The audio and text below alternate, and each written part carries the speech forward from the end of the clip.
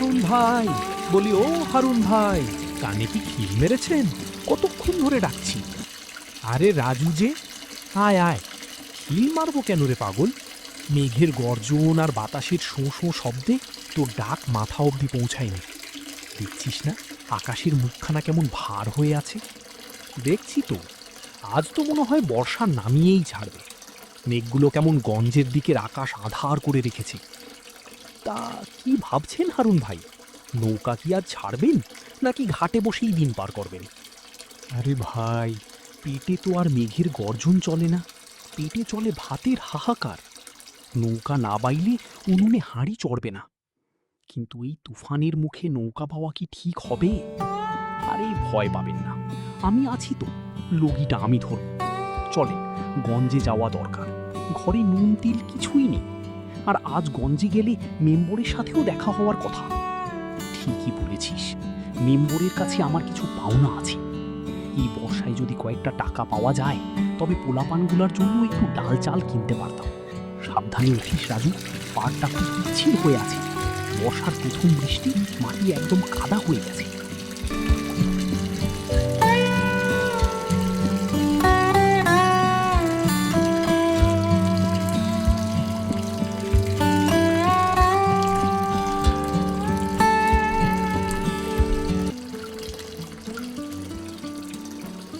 আরে মেম্বর কাকা, আপনি এই মোড়মোড়ে বৃষ্টিতে পাড়ে দাঁড়িয়ে কেন? ছাতা নেই আপনার কাছে? ছাতা তো বাতাসে উল্টে গেছে রে বাপ। তোরা কি গঞ্জে যাচ্ছিস? হ্যাঁ কাকা, গঞ্জেই যাচ্ছি। হারুন ভাইয়ের কিস্তি আর আমার কিছু সওদা কেনা লাগবে। শোন রাজু, আমার একটা জরুরি কাজ করে দিতে হবে। গঞ্জের ডাকঘরে গিয়ে দেখবি পিয়ন বরকত বসে আছে কিনা। তাকে বলবি মেম্বর সাহেবের চিঠির জবাবটা যেন তাড়াতাড়ি পাঠায়। আর শোন, ফেরার পথে আমার জন্য দোকান থেকে বিড়ি আর একটু গুড় নিয়ে আসিস। খা, খা।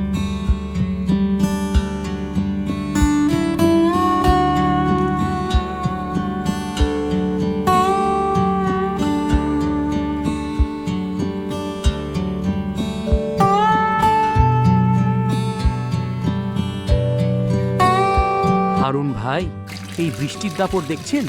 মনে হচ্ছে আকাশ ছিদ্র হয়ে গেছে। রাস্তাঘাট তো একদম ডুবে গেছে দেখি। হারুন, এই তো বর্ষাকাল রে রাজু।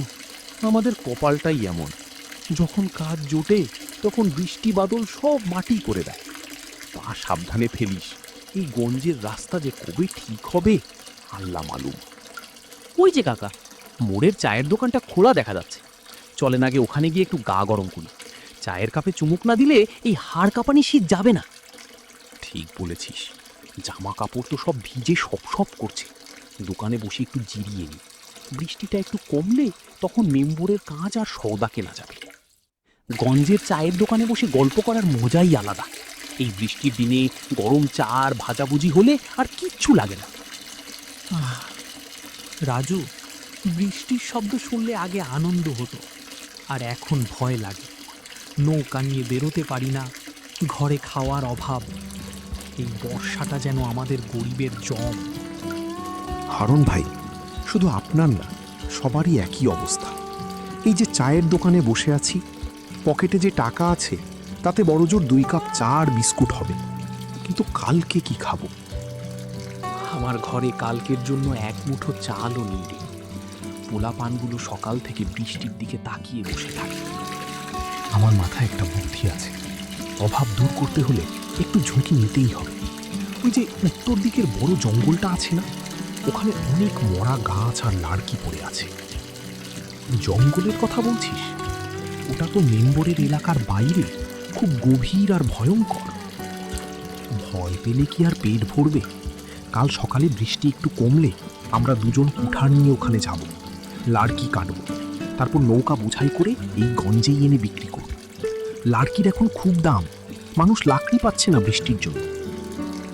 তোর বুদ্ধিটা খারাপ না, জঙ্গল থেকে লাড়কি আনতে পারলে অন্তত 1 সপ্তাহের চাল ডাল হবে।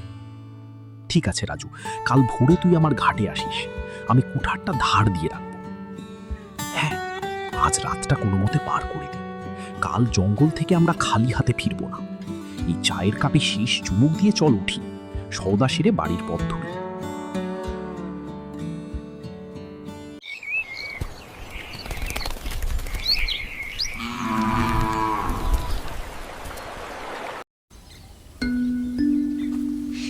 রাজু আর কখন আসবে? 1 ঘন্টা হয়ে গেল এখন বসে আছি। কালকে বলেছিল আজকে সকালে কাঠ কাটতে যাইবে, এখনো তো আসার কোনো খবর নাই তার। বাড়িতে একবার গিয়ে দেখব আমার যায়, ছেলেটা আবার অসুস্থ হয়ে পড়েছে কিনা।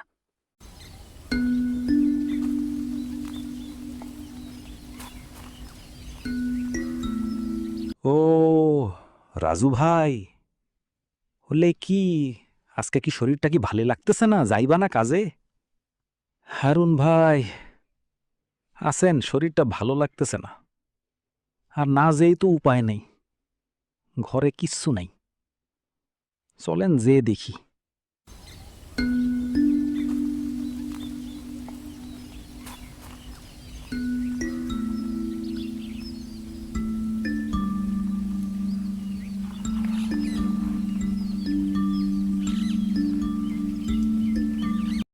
ওহ রাজু, এই গাছটা কি শক্ত দেখছিস, ঘামে সারা শরীর ভিজে গেল রে। হারুন ভাই, একটু জোর লাগান, আর কয়টা কোপ দিলেই হয়ে যাবে।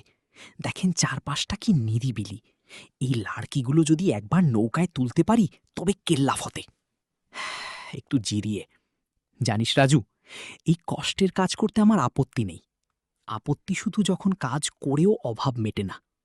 আজ এই কাঠের বোঝা মাথায় নিলে মনে হচ্ছে আমি চালের বস্তা মাথায় নিয়েছি। ঠিকই বলেছেন, এই কাঠগুলো গঞ্জে বড় মেয়ের কাছে নিয়ে যাব, সে খুব ভালো দাম দেবে। ও হারুন ভাই, ওই যে ওই পাশের মরা ঢালটা দেখছেন, ওটাও নিতে হবে। চল রাজু, একটু দম নিয়ে আবার শুরু করি। আজকের দিনটা আমাদের, এই জঙ্গলই আজ আমাদের অভাব মেটাবে। সাবধানে কুঠার চালাবেন ভাই, পা পিছলে গেলে বিপদ।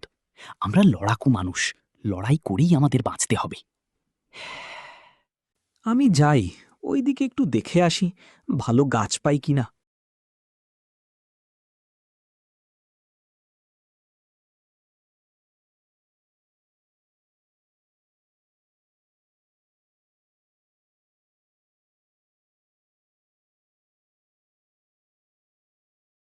হারুন ভাই, আজকে তো অনেক কাজ হলো, চল এখন এগুলা বিক্রি করে কিছু দানা পানি কিনে নিয়ে যাই। রাজু ভাই, আজকে অনেক হয়েছে, এগুলো বিক্রি করে অন্তত সংসারটাকে চালাই।